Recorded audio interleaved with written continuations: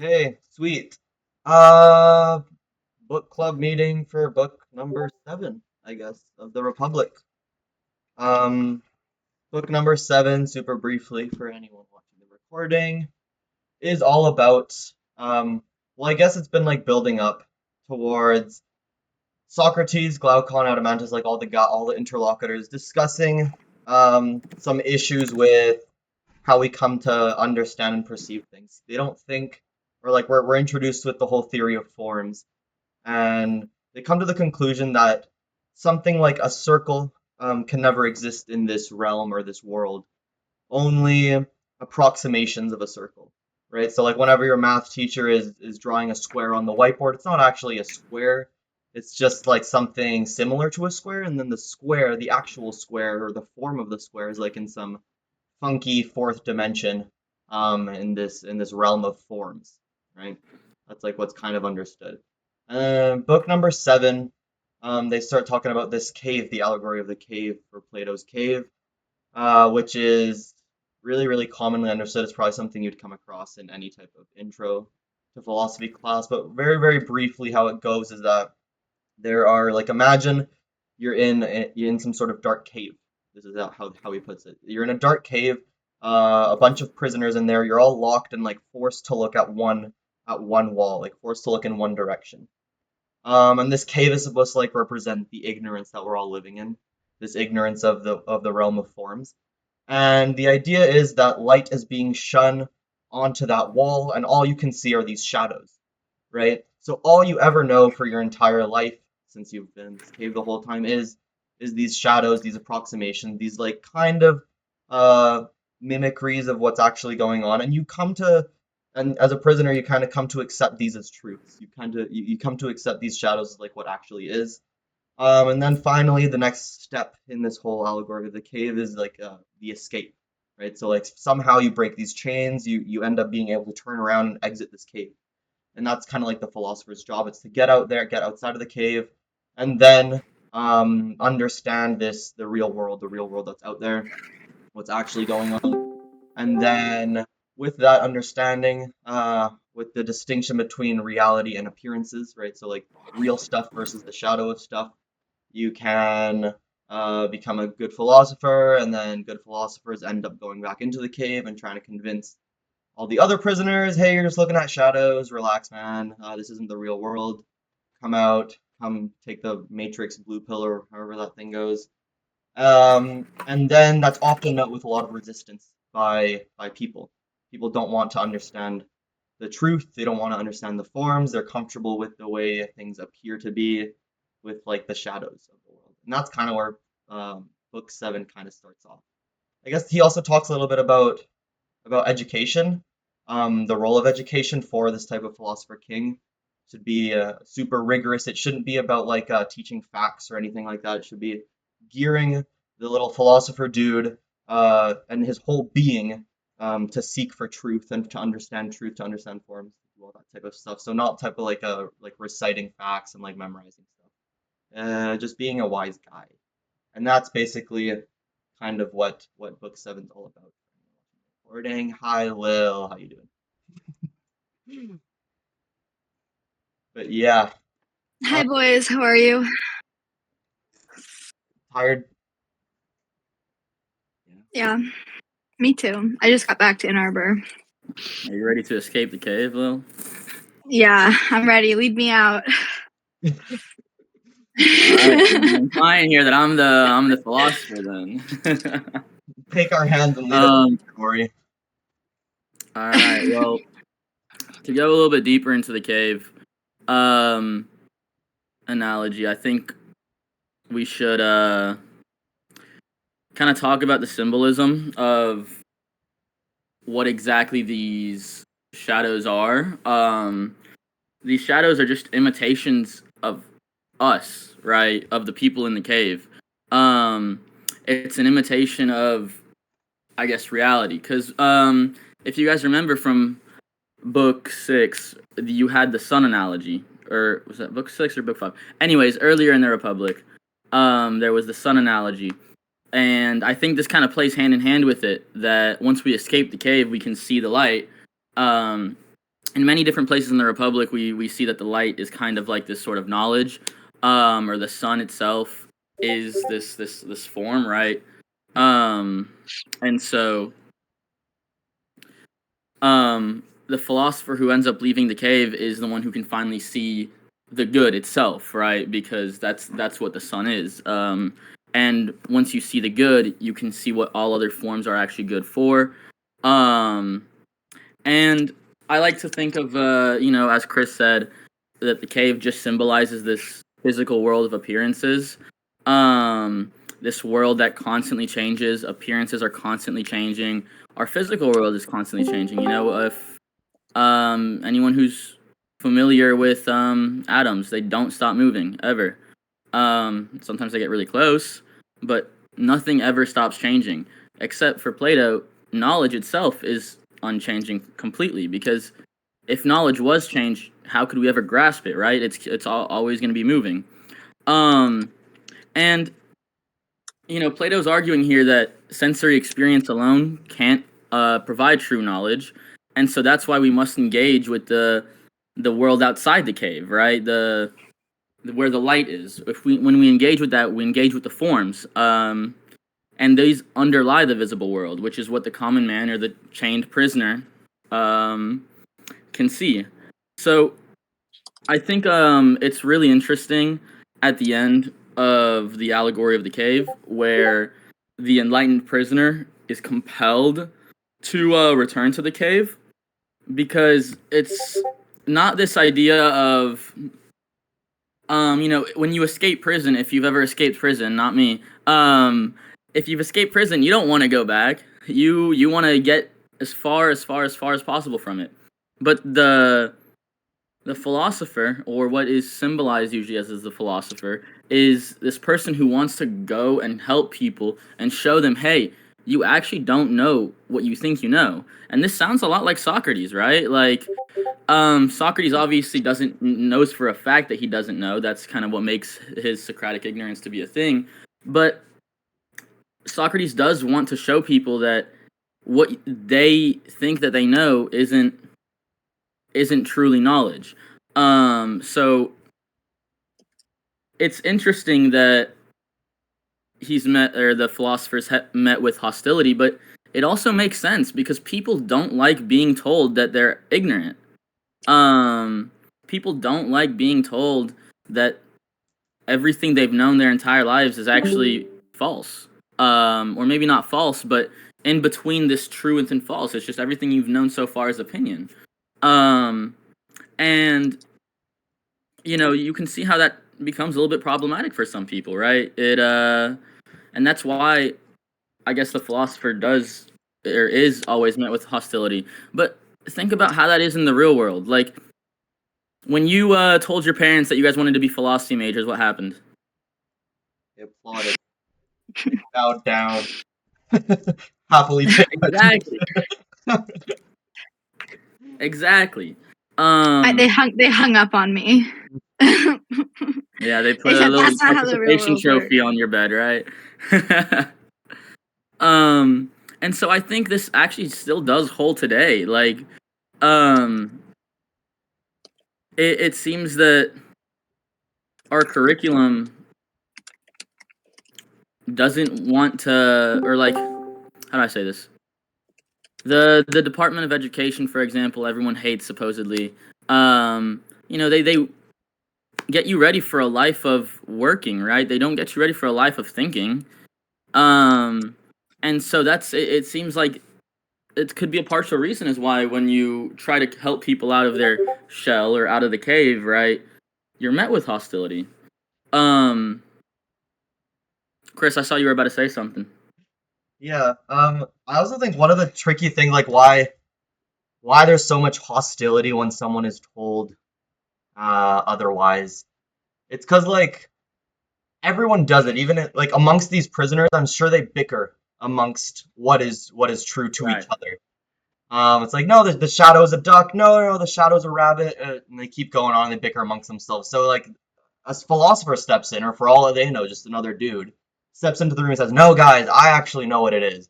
So obviously, you're just gonna be treated like any other other individual. So the real like the tricky thing is as this like philosopher king, it's to convince people.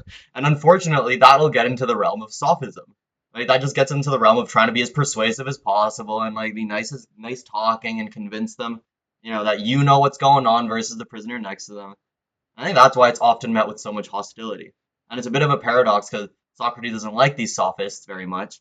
Um, but you need to some extent, engage in it. You can't just go in to a group of ignorant people and tell them the truth. They're not going to listen. They're just going to be angry at you. Yeah, right. And that's exactly why we see Socrates more so doing the Socratic method, right? He's using specific kinds of language. Oh, you're so much smarter than me. Let me know what you think, right? Just so he won't get instantaneously kicked out of places, even though people already do hate him. But I also like the idea of the journey out of the cave as a metaphor for education, because right after the allegory of the cave, you have a giant talk of what a philosopher king needs to be educated in. So, on the journey out of the cave or on the journey to becoming a philosopher king, you need to be educated, right? It's not this simple transfer of knowledge. Hey, 2 plus 2 equals 4, and you're like, okay, 2 plus 2 equals 4. That doesn't work like that, right? If to truly know that, you have to be able to It's more about maybe understanding. 2 plus 2. Yeah. Like Right. understanding. Understanding it. Yeah, right, exactly. Just because you have a true belief doesn't mean you have knowledge, right? Yeah. And it's more so this process that involves dialectic, critical thinking, and even self-awareness, right? Self-awareness of your ignorance. And I think that's another reason as to why the chained prisoners are kind of pissed off, right? Because enlightenment is not only like, or I guess philosophical enlightenment, we'll say, is not only resisted, but it's also challenging. It's not easy to read a philosophical work, let alone 10 books at once, right?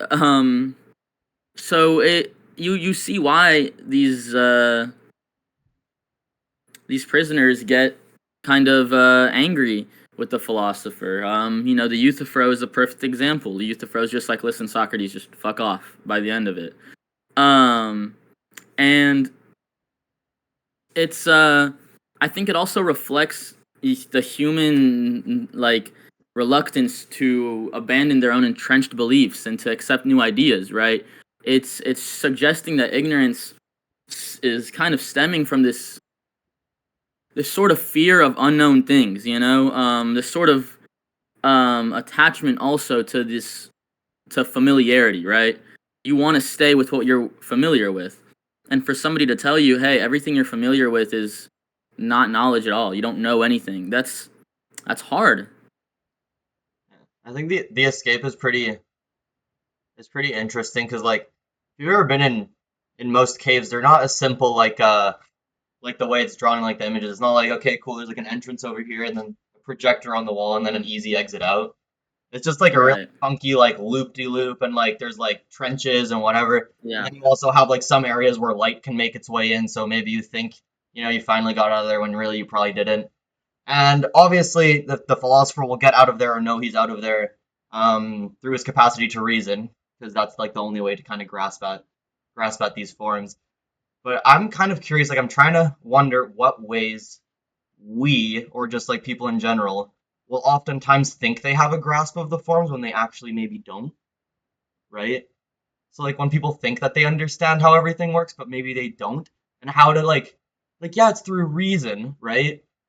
But some things get in the way of like cognitive biases or heuristics or things like that, and we might mistake it for reason. And that just gets a little tricky for us. How the frick do I even know if I have some sort of concept of the form and I'm not using some sort of mental shortcut or like weird cognitive network mechanism thing that's is a sidestep from reason itself, like as a pure thing. That's actually I wouldn't be able to answer that for you because honestly, I think that the way I've always read it is that once you get to a form, if even possible, right, in a life that's boggled down by the bodily senses, then it's not that you'll know that you know the form of something, it's that the form will just kind of appear there. You know what I mean? You've done the work to get there. It's not this final step to say, all right, this one is the form. Because you've already kind of done that work to get there, then that means you've done the work to know what it's not. And so it's like a process that helps the other, right? It's like a never. It's because like obviously the philosopher will keep learning his whole life. Yeah. How do you know enough education is enough education for you to have a good grasp of these forms? It's like okay, maybe after like a bachelor's degree, then you're good. You're good to go. You can grasp what these forms now. Okay, maybe you need a master's degree, maybe doctoral, or like Well, like we pointed out too, it's not just knowledge, right? It's like like it's not even just like correct knowledge of 2 + 2 = 4, but it's Right. also about the way that we live out this knowledge, the way that we apply it, the way that we exercise it. I mean, I think getting to a true form in this context is kind of impossible because he says, you know, to get rid of the senses, get rid of all the. I mean, we can't be rid of ourselves, so. But Right. I guess we could try. And I also think that you know, when we take the, I guess, implications beyond just political, right? I think the allegory kind of emphasizes this distinction between our opinions versus our true understanding. Because knowledge, it's this sort of thing. Now we have to remember this is an allegory, right? It's not something that he's straight up saying. It's something that he's using to help us picture the divided line better from Book 6. That knowledge that involves this understanding of unchanging concepts, while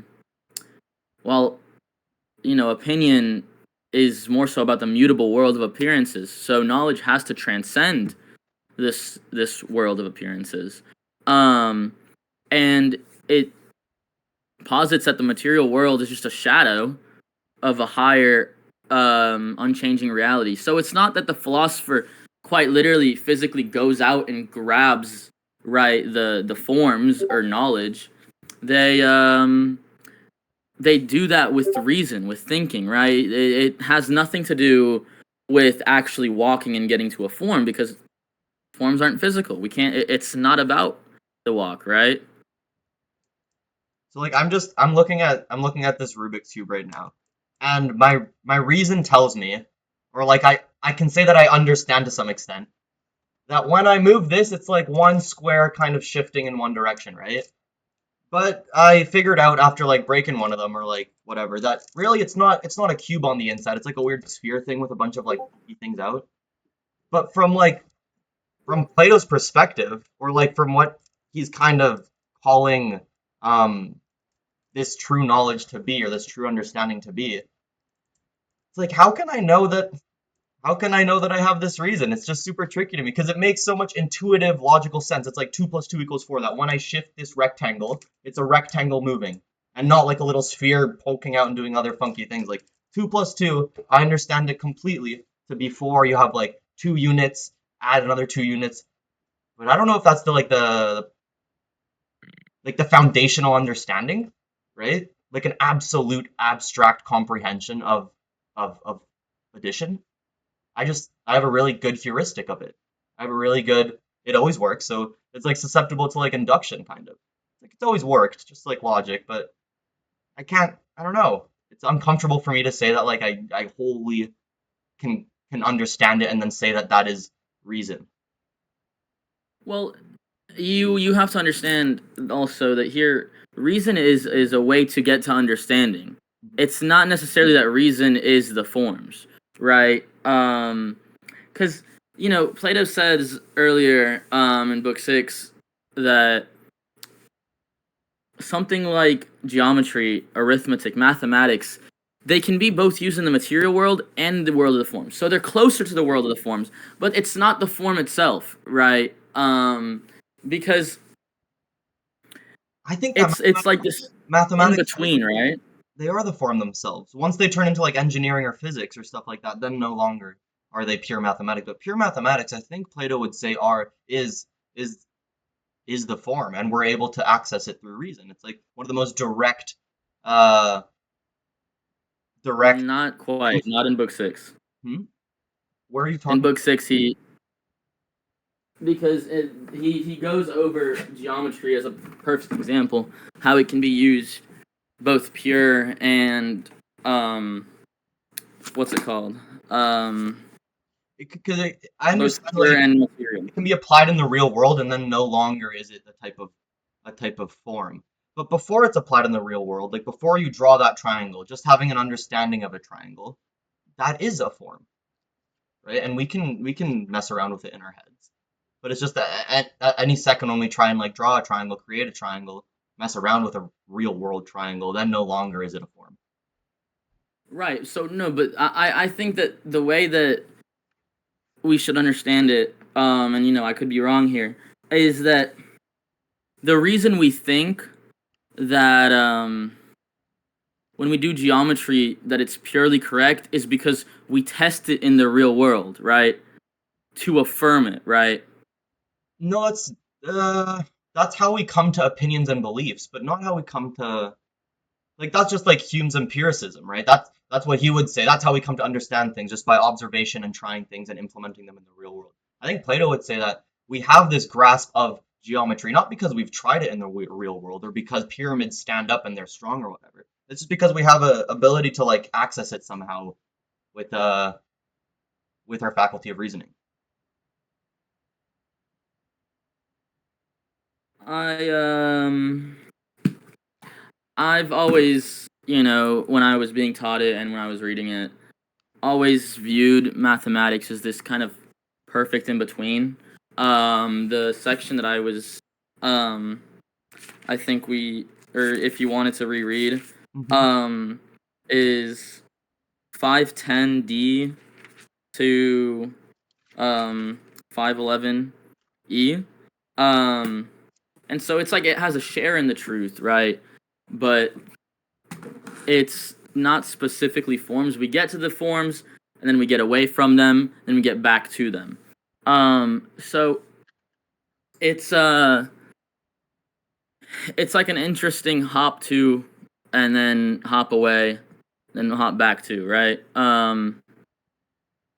But I think we can kind of get away from this kind of talk, and we can go forward in book 7 if you want. Yeah. Yes. Um, I mean, because if you want to keep talking about this too, we can. no, go for it. I really like thinking about it, but I don't know how much more Yeah. to say.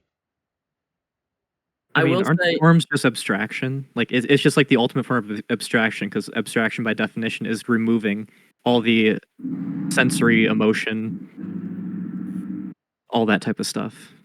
I mean, that's Yeah, pretty much all it is, right? Am I getting it right? it's abstraction from Yeah. any sense. So Like, math is an abstraction from the world. So I get what you're saying, Chris, because like it's a I don't know. That is kind of difficult. no, it is to tough. It is picture. tough. I completely agree with you guys.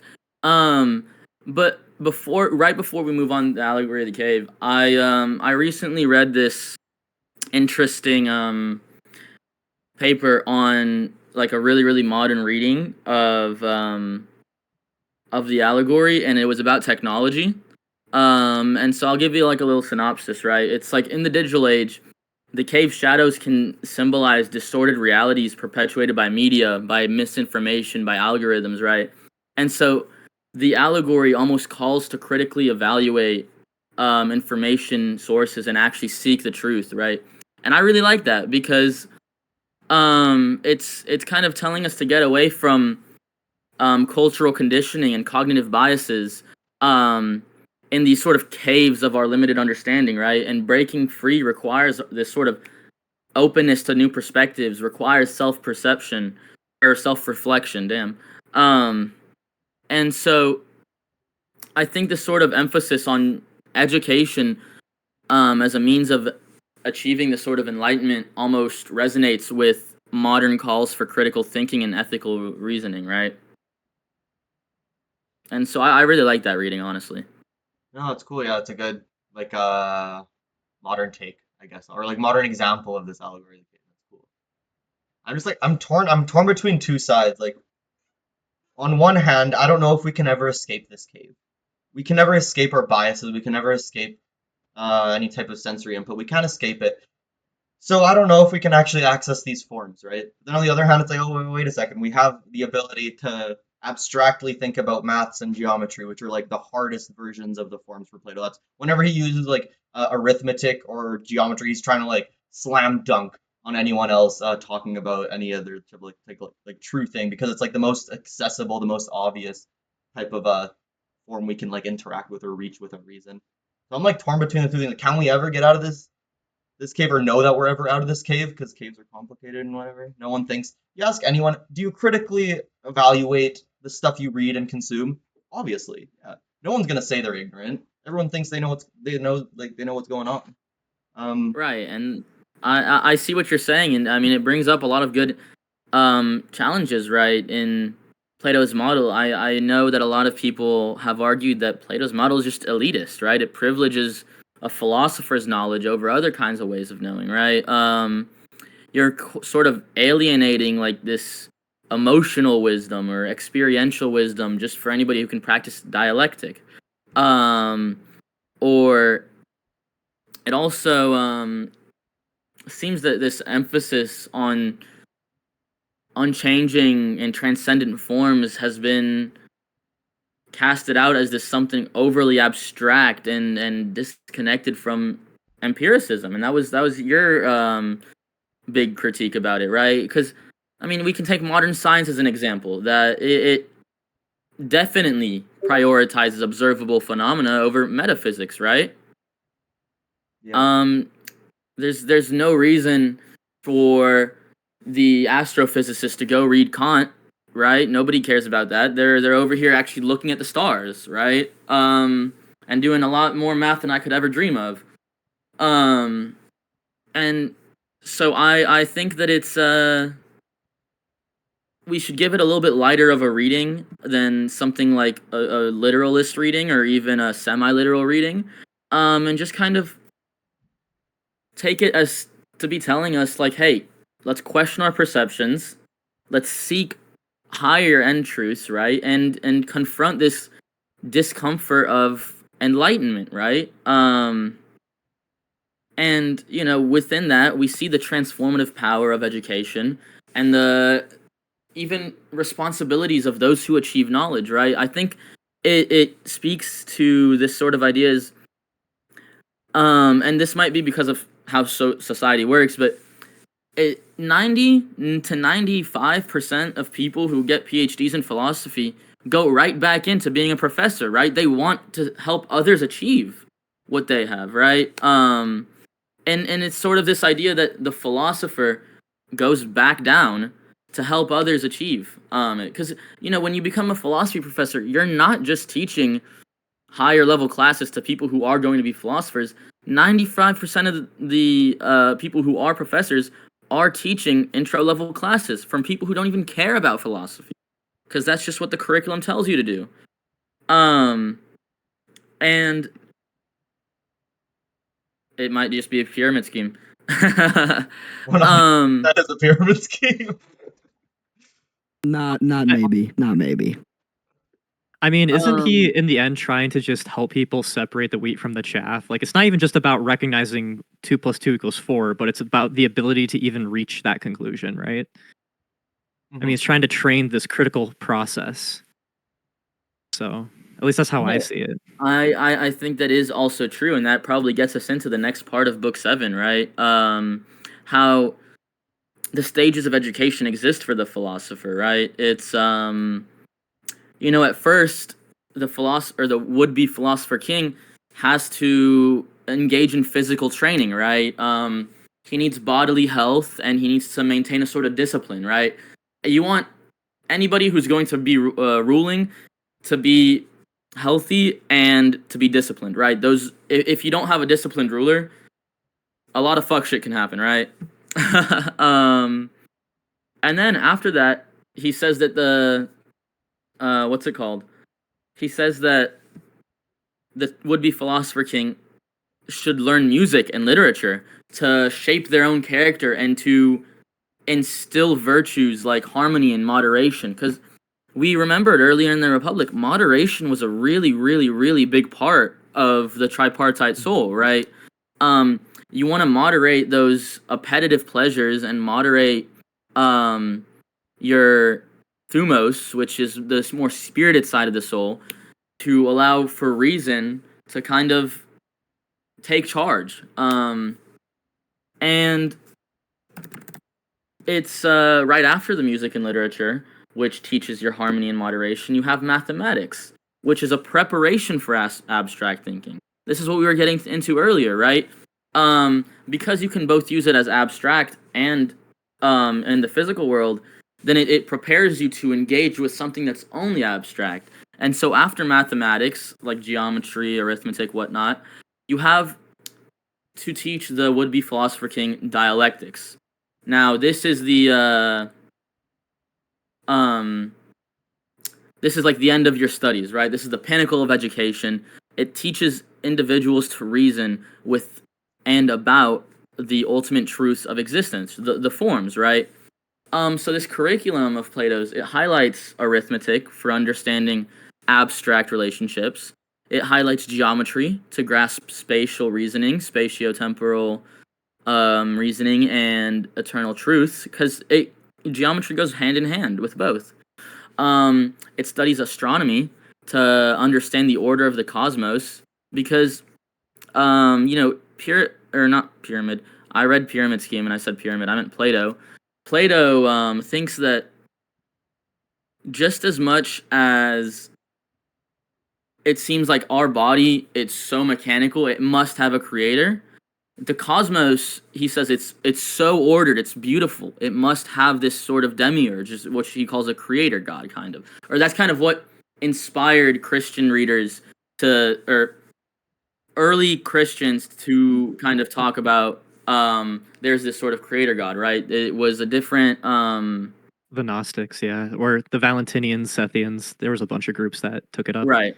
And this comes from the Timaeus, but it kind of sees how we should study the order of the cosmos, right, in astronomy.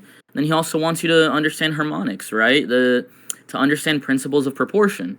So it's this sort of emphasis on abstract reasoning and mathematics, and that kind of reflects his belief in the forms. So by mastering these subjects, future rulers developed really good intellectual tools to perceive and then govern justly.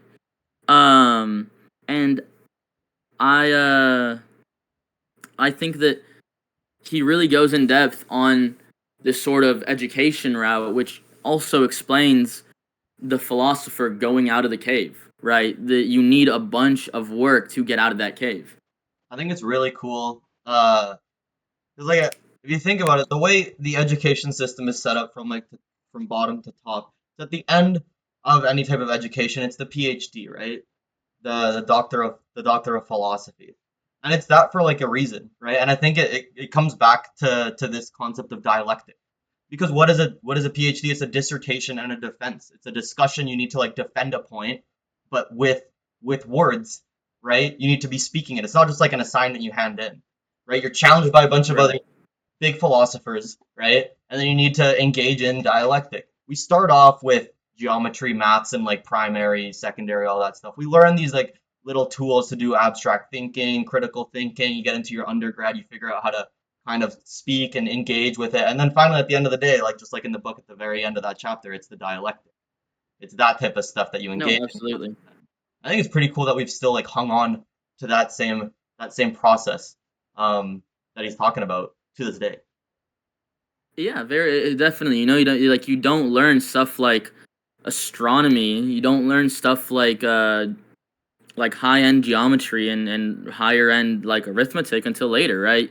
You definitely learn it, but you learn the basics of it from the ground up. And they have you doing PE since you're little, right? And your parents, they put you on a sports team when you're 4 years old, right? 3 years old. And And class and all that, yeah. yeah, music class starts in like what, second grade, third grade, something like that. It might vary for people, but the point's still there, you know? And I think that it also emphasizes this idea that like from book 5, where only philosophers, because their access to higher knowledge, are fit to govern, right?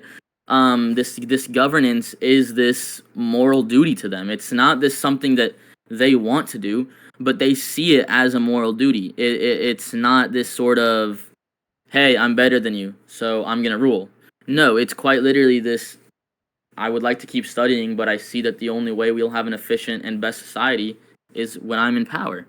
Um, and because the philosopher sees what is good, then justice emerges when they're in leadership, because the rulers prioritize the common good over their personal interests, right? And it's the sort of um, embodiment of an ideal, right? They subordinate their personal desires to the overall welfare of the entire city, the polis, the Callipolis, as they say in the Republic, right? And Plato does acknowledge the resistance they face when you go back down into the cave, but it's it's still, I think that kind of part is really interesting, but I always don't know what exactly to make of it. But I can just say that I can relate. You know what I mean? Every time I try to talk to one of my friends who isn't so much so into philosophy about it, um, he's just like, okay, what do I need to know? Like, why does it matter what these people 2,500 years ago thought? And 5 minutes before in the conversation, we were doing philosophy, and he didn't even know it. So it's just like, the second you start telling people that why you do philosophy, it feels like you're getting kicked out the window, right? Yeah, it's something everyone does. They just don't really know they're doing it. Absolutely. And this sort of education is like a liberation, right? It's this idea that be liberated from your beliefs, and be educated, because the ultimate goal of education, specifically for the philosophy, is to understand the form of the good, right? And this allows Plato to describe what the source of truth, beauty, justice is, right? It's all likened to the sun in the allegory, right? It illuminates all other truths, and it reaffirms the structure of Plato's ideal society, where people are categorized by their natural aptitudes, right? I think something that's kind of in the background of all of this is like any philosopher, any of this type of education, it's gearing itself towards understanding truth or like absolutes or forms of like higher knowledge, abstract thinking, and so on. It's like it's going in one direction, right? Wherein the rest of the population, they go the other direction into like the opinions and all that stuff. And as a philosopher, you're always pursuing, engaging this form of like abstract thinking. Hi, doggy. You're always pursuing this like higher thing. But what philosophers will often not do or like forget or even question is if there is value, or if there's like any type of like any type of good value we can take from the menial, from the opinions, from the average person, right? We always forget to look back. We're always looking forward towards absolute truths, abstraction, high thinking, reason, rationality, but I think it's also super important, and something I always forget to do, or like most people, most philosophy kids might forget to do, is just like engage with the average person, just kind of like Socrates did, right? This Yeah, whole I was gonna ask you about that too. no, go for it, go for it. Oh, sorry. I was gonna say too, like, how would you defend yourself when someone says that? Why is it worth putting up this what seems like dualistic framework towards something that cannot be proven to exist at all, rather than just trying to figure out like the here and now? Like, what would you say to someone who said that? Like, why is this worth it? My answer is always, or has always been up until this point, it's because I like it or because it's fun. I don't have anything satisfying to give them. If they ask me why is this important to know, that's a great question. I have Do you no. think like these skills though can transfer back down, or do you think it's literally just because you like it? I think they can transfer back down, but it's something like I'd really have to think. Like I'm stumped if someone asks me, well, why do we need to know this? I can think, okay, well, maybe because, oh, it's because I want to pursue a career in academia, and I give them like examples like that. But like a true, genuine one would just be like, because I like it, I guess. Like, 'Cause it, what like, would knowing the good, like, how would that help your life? You know, that type of thing. Maybe Ori can answer this too. I don't know, or maybe not. I'm partially with Chris here. I got into this because I love it. I love this sort of understanding and knowing more, right? And um if somebody genuinely does want to have a conversation with me about it rather than just kind of try to disprove me, then I'll always have the conversation with them. But if somebody asks me this question, what's this good for, all without an open mind, then I'm not going to converse with them on it, right? I'm just going to say I'm fun, I like it. It's fun. Um but so I think it always depends on the person I'm talking to, because some people genuinely are curious, genuinely come into that conversation with an open mind, but a lot of people who ask that are always not not I should say there are a good many people who ask that question just to try to show me that what I'm doing has no value. And if that's it, then they can never deny that it has value to me, because that's what I believe, right? I believe that this stuff has value to me and I like doing it, and nobody can take that away from me. But if somebody genuinely wants to know, I'm probably going to give them a platonic answer, right? The material world's constantly changing, and something like that.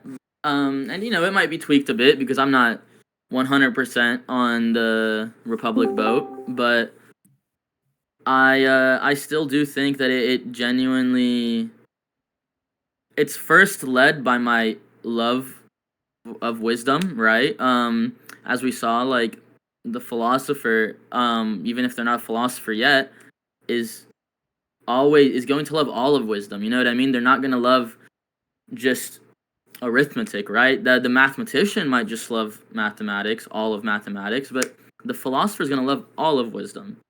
Um, and that's how I feel too, and I think Chris probably feels that same way, and that's kind of what he was getting at in his answer, right? That's why I do it. That's why we do it, right? Because we love this shit. Yeah, I think that's why we're here. you can flip the answer back on the Yeah. person asking it. You can say, well, why do you do what you do, right? And Well, just right, and then that gets into philosophy by then accident. and then you just completely like just shut them up, because then you can just go down the train of being like, well, why do you do that? Why do you do that? And then at the end of the day, it's just gonna be like, because I like it, because it's what I think I should do, because it brings me meaning or fulfillment. And hopefully they come to an answer like that. But I feel like very, very few people will come to an answer like that. It'll just be like for money or something else like that. Do all people desire to understand? I think all people think they desire to understand. I also think you were Yeah, no, mentioning, absolutely. yeah, you were mentioning when I speak with someone with an open mind. If you go into a room of 100 people and ask them all, do you have an open mind? They're all going to say yes. Like, No, absolutely. no one thinks they're closed-minded. Yeah. But it's the same way as it's this sort of self-awareness, right? I know people who genuinely will admit that they're closed-minded on some topics. A lot of this usually comes from political topics, right? A lot of talk about um, abortion rights, sex and gender, stuff like that. People will admit, no, I want it this way. And that comes from a want, not from this sort of I understand. It comes from personal belief. And so I think that to say that you truly are open minded is to understand what knowledge is, right? It's to understand that knowledge isn't belief. And people who just say they're open minded with when they're actually closed minded have this idea that belief and knowledge are one and the same. Um, and that might not be for every single case, but I'd like to think that it usually stems from a sort of understanding similar to that at the very least. Um, and I I always think that everybody does do philosophy without even knowing it all the time. So if somebody is kind of messing with me because of my career path or my choice of what I like to do, then I mean, do what you said, right? Flip the script right back on them. And if you get to the point where they're like, I don't like what I do, I just do it for the money because and you'll ask them, why do you do it for the money, right? You'll just keep going. You do this epistemic regress on them. Become Socrates. Right. Why are you doing it for the money? Because I want my family to have a good, I want my family to have a good future, or I get the money because I want to engage in a bunch of appetitive pleasures. And then you kind of like, okay, so you like things that fade away, right? I like things that don't. It always gets into a messy conversation with closed-minded people, with people who are truly closed-minded, not people who just and I think the conversation doesn't usually fall asleep with the open-minded people, right? But Yeah, I on mean, that note, growing up with like some fundamentalist Christians, I can tell you they think belief is just truth. You know, it's impossible. Like I argued truth with some of my grandparents, and it doesn't even matter what point you throw at them. You can make them completely silent; they're not going to give it up. So I know the type of people you're referring to for sure. Chiro, I think that Chiro's question was, why is what is eternal ontologically better or prior than what changes? And I would say that it's better strictly because it maybe not better, but I'm gonna take a I like controversial stance here. I think that the reason philosophers or people like Plato, I guess, they like this eternal stuff is because it's comfortable to have ground to stand on a little bit. It's very, very I enjoy the uncomfortable. fundamentalist approach too. Yeah, it's very, very uncomfortable to live in a world knowing that everything's always changing and that you can't grab onto anything. But it's pretty comfortable, like for the sake of your soul or just like well-being. If you're spending your whole life thinking, and you have no real foundations to kind of like put your foot on, then you're just like a little guy in a boat in the big ocean. It's like it's super nice and comforting to have something to stand on. I think this is one of the reasons. Um, one of the reasons that philosophers will always try and find these truths or these absolutes or these eternal things. Yeah, it's like Kierkegaard's Night of Infinite Resignation, resigning to the Elaborate on what that infinite. is. The Night of Infinite Resignation so the first stage is the aesthetic, where the only thing they can see is the temporal, right? The things that fade away. The Night of Infinite Resignation is very much basically a Platonist in some sense. He only focuses on the eternal things and like love, beauty, truth, and resigns his own, I guess, lived life to the infinite, to the eternal. So that's kind of All what right, it is. no, I think that the Platonist approach there, I think I can defend it probably in a Platonic sense at least. Before I do though, Cade, Chiro asked if the night returns back to the finite. The Knight of Faith, though. So what the Knight of Faith does is he doesn't just live in the eternal concepts. He comes back down, right? And he's almost like in both places at once. So that's kind of like part of my question too. It's like, how do you like? Does philosophy apply back to life? And I think it can, in certain ways. I mean, I know philosophy has improved my life very greatly. It's changed my perception. I feel like I'm kinder to other people. I feel like I can hear more sides of people. I mean, No, they I say agree. like the Knight of Faith, he comes back down and he believes in these eternal truths, but also he can just be like a chill guy. Basically, it's like you won't even notice him. Like he's just playing cards. He's just at the bar drinking. Like you would never know. But he's Yeah, able no, to play both Dance between cards. this nice dance between both worlds, stepping in and out and in. Yeah, yeah. He's just a chill um, guy. Exactly. I actually hate those memes so much. I don't know why. Maybe I'm just not chill like that. But to give the Platonic answer that Chiro was asking is because so you have to understand that knowledge is unchanging, right? And the forms are eternal, unchanging. And since the material world is this world of becoming, right, or constant change, then and our bodily senses exist in this world, then it's also this world that keeps us boggled down, right? For example, I can never really get to knowledge in this ever becoming world. Like, my perception alone, without reason, can tell me that this book is both big and small, right?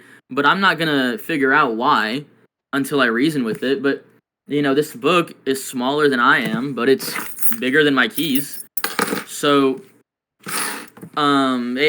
you have a bunch of opposite conclusions and contradictory statements within the world of becoming, or the material world, right? But once you understand that the book shares in the small relative to myself, but shares in the large relative to my keys, then you have grasped this idea, or closer to an understanding of what the big is, what the small is, the idea that things can be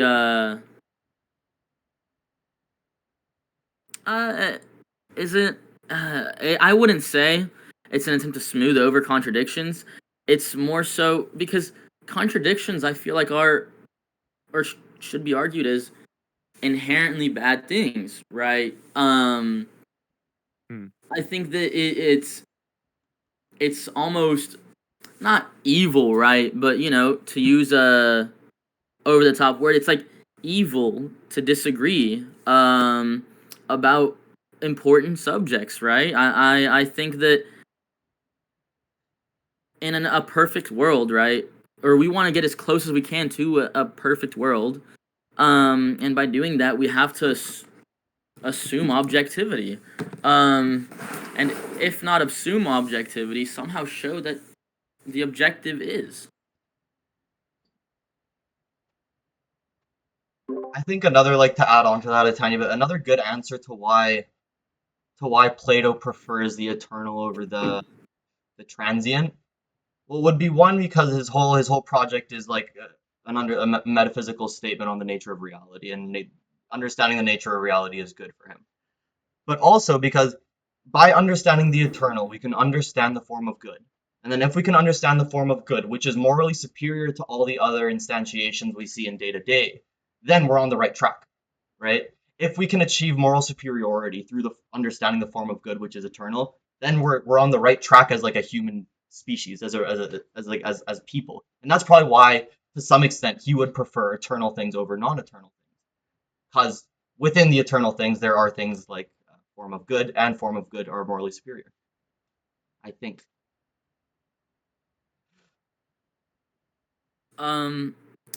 I'd say that once we understand the form of good, then we understand what everything is good for, and you don't want to just go into battle with a wooden stick thinking that it's a sword, right? And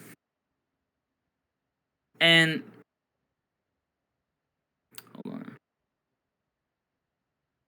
Why? So the form of good isn't necessarily. I see why you think it's a reference to utility, but the form of the good is for Plato the first form, like the first principle, what everything is driving at. Can you say it's Right. like the sun that's like shining down, like projecting the good is like in everything type of thing? Right. Nothing in Platonic philosophy is inherently bad. It's bad when used incorrectly. And I think philosophers after Plato have taken that up to say that evil is like a privation, or right, good and bad is a privation of one another, right? But to Plato, even something like our body that keeps us boggled down and away from the forms is still good in itself. It's bad in reference to understanding, it's bad in reference to knowledge, but it's still good in itself. You know, a controversial example that someone might give of more modern day terms is guns, right? Guns are bad relative, or can be used horribly relative to who's using them, but at the same time, they are like a feat of engineering, right? Like that they are. One would say a gun by itself isn't this sort of bad thing. A gun is bad with a bad user. That's definitely a more modern day example. So it's the relation. What? So it's the relation. It's yes, it's a relationship between something that the gun is not good for. Or let's say this TV remote is good in itself because it helps me watch TV, but it's bad in relation to being a hammer, right? I can't just use it to hammer a nail down, or I think I'm gonna crack the plastic. So it is this sort of idea that to know what something is to know what it's good for, because then you won't use it incorrectly. We're getting closer to recognizing the forms then, right? Because first we figured out it's like absolute knowledge, and now we're also figuring out it's the correct relation. Absolutely. So, yeah. I'm still a little Okay. unsatisfied, or like I'm having trouble coming up with an answer as to why the good is good.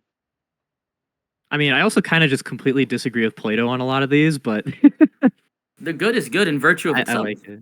In virtue of itself, Right. what does that mean? Intrinsic. Well, it's like It's a asking. very religious thing to say. Well, no. Here, I can answer this it's one. like though. asking, is the law it- legal? You know what I mean? The law is what makes things legal. The good is what makes things Right. good. We're not, you know, it's But law it's or prescriptive, right? It wouldn't be the good if it wasn't. It is something that is good, like regardless of context, in and of itself, it is always a good thing. It can never ever be bad, right? Hey, Lily. Like hi. Like the good is something that can never be bad. Like it is when you say it is good in itself, it is goodness itself, right? It is the essence of being good. It is the essence of what good is. It is the form of goodness. Yes. The form of the good is the essence of good things. Like, why is good good? Because it's good in itself. Well, think that about make it sense? in the same way. Good. Why is a deduct? Hold on. Saying that when you call something good, the thing that you are referring back to when you say good is this like essence of goodness itself. When you say something is good, right? It's like referencing back to goodness itself, being like, yeah, this thing is like it's good. Right? It's like you have to understand it as like a referential relationship when you're talking about things that are good like in the real world, because those things are good for something, like we were talking about earlier. But when we're discussing the So- form, is it self-referential, or is it still some sort of reference to the world when we're just talking about the forms? The forms are self-referential. When you're talking about something in and of itself, it's referring to itself. Yeah. Right, but I'm saying when you're calling something good in the real world, it's referencing the form of goodness itself. So in scholarship, there's this idea of self-predication that we've used. We just haven't realized that we've used, right? Why do we call the just man just? Because he shares in the form of justice, right? It's not this idea like these things are. Then you can't just ask me right after I say that, why is justice just? That doesn't seem correct. Why, to put it a little bit more away from an abstract concept, It's let's like goodness is good because that's what it is. Justness is just because that's what it is. Exactly. And another thing is, think of a deductive argument. You can ask me, why is a deductive argument valid? That doesn't make sense. A deductive argument in being deductive is valid. It's like this sort of analytical truth, right? Like all bachelors are unmarried men, right? It's just contained within it. But any analytical truth or any type of proof in that sense is subject to a certain type of logic, right? Why we adhere to that logic would just be like pushing the question a little more further. Why we're adhering to the logic of self-predication or of subject-predicate logic when there are alternative logics. I don't have a good answer as to why. About alternative logics? Yeah, like when we're talking about any type of any of these Platonic ideals, self-referencing or referencing things in the real world, we're using this type of subject predicate logic, or we're using this S5 logic. Why not use other like what? That's why saying making a statement like the good is good, it being seferential, you're already like submitting to a type of standard logic, which is like more or less agreed upon, but not universally But agreed wouldn't upon academia. isn't that logic still like even if it's agreed upon or not, it's still that form of logic. Like it doesn't change whether you agree on it or not. Like it's still that form of propositional analytical logic Yeah, it's just whether or not type we of should thing. apply it in certain cases. But I think the application doesn't matter to the form itself. Like the form is still the form, no Understand. matter. I think the application would matter if we're trying to understand or define the form, because then when you get into self-referencing, Sure. it might get a little fuzzy. Sure. So that's why you'd feel hesitant to like Yeah. about the good and like trying to okay. Or maybe I just have like three brain cells that I'm not understanding this. But even I remember like in second year, Aristotle defining his virtue ethics, they just seemed a little bit self-referential. It seemed like I don't know. It's uncomfortable for me to accept self-reference. It's because it's circular, you know? It feels circular. Maybe I just haven't thought about it enough. Maybe I'm not clever enough to totally wrap my head around it. But I feel like I implicitly get it. I don't know how to exactly explicitly state it for you though. And You that's the next steps of going to philosophy, right? Like once Yeah. you're able to finally explain it, then you can say that you truly understand it, right? So that's just a cool little highlight. I think if it Um, remains implicit, it's still fine too, though. But No, yes, for you internally, absolutely. yeah, I think though that this idea, or this critique that both you and Chiro are having, Lily's gonna hate me for saying this, but is actually solved later on, in later Platonic works, right? Of this idea of self-referential, and how forms currently for Plato are this thing beyond reality, right? So how the heck does it affect so much that in reality, right? Later on in Plato, forms are no longer beyond reality, but they are reality itself, and we're no longer a copy of reality. We are also within reality itself. Forms are shared in the same reality that we live in, right? But like there's a big like this kind of idea starts with this question of what is being itself, right? Because everything that is either in motion or at rest, right? But being itself is neither of the two, yet it still is in virtue of itself. Wouldn't a simple answer just come from Euthyphro, or like the Euthyphro dialogue? Why is good good? Because it's deemed to be good by creator, something like that. I think that's another plausible explanation. If you're religious, absolutely. Yeah.